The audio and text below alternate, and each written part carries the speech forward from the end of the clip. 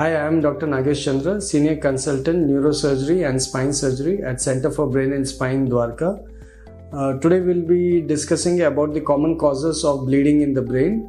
दिमाग में खून का स्राव होना या ब्लीडिंग इन द ब्रेन जिसको बोलते हैं वो कई कारणों से होता है, जिसमें सिर की चोट लगने के कारण दिमाग में ब्लीडिंग हो जाती है। कईयों का बीपी बहुत ज़्यादा बढ़ जाता है, उसकी वजह से दिमाग में ब्लीड हो जाता है। जो खून पतला करने की दवाई ले रहे होते हैं उनके में भी दिमाग में ब्लीडिंग हो सकती है।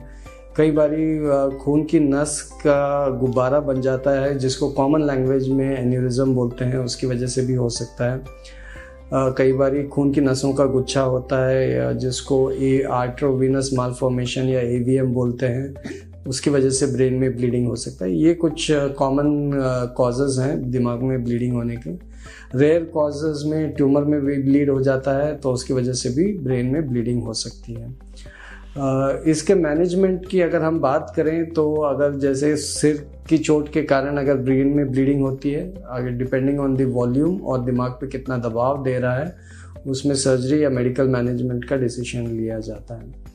खून की नसों के गुब्बारे के लिए या एन्यूरिज्म बोलते हैं, उसमें वो सर्जरी इमरजेंसी की तरह की जाती है, जिसमें या तो खून की नस के गुब्बारों को छल्लों द्वारा उसको बंद कर दिया जाता है या चिमटी लगा के उसको बंद कर दिया जाता है। उसी तरह AVM को हम पतली तार से जहाँ पे AVM ब्रेन में होता है उसको जाके बंद कर देते हैं, जिसको एम्बोलाइजेशन कहते हैं।